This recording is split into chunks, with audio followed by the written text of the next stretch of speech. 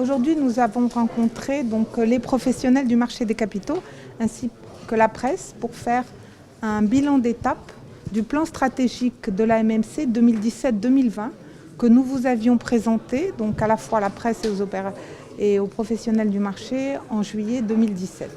Donc ce plan stratégique qui a 4 axes, celui de renforcer la confiance dans les marchés, de privilégier une régulation au service aussi d'une dynamique et du développement du marché des capitaux, de positionner l'autorité du marché des capitaux comme une autorité efficace, influente et performante au plan national mais également régional.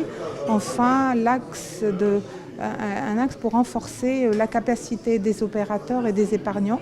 Donc parmi les réalisations que nous avons présentées, nous avons rappelé tous les textes législatifs et réglementaires donc, qui ont concerné l'amélioration de l'information, notamment le circulaire d'appel public à l'épargne, qui améliore la qualité de l'information que doivent donner au marché les émetteurs, mais également la régularité, puisqu'aujourd'hui il y a des indicateurs trimestriels.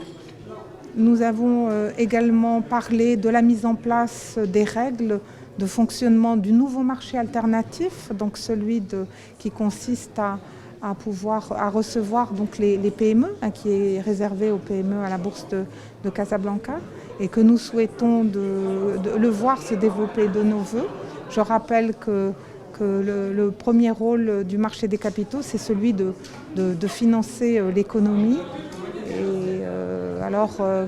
La réalisation aussi dont vous avez entendu parler la semaine dernière, c'est enfin la première habilitation donc de professionnels, donc la première profession qui est celle des négociateurs, qui a été habilitée. Toutes les autres professions suivront. Et c'est quand même un gage de sérieux, de crédibilité des marchés des capitaux lorsque on sait que les professionnels, pour pouvoir travailler sur ces marchés, devront avoir une formation adéquate, passer des tests et les réussir.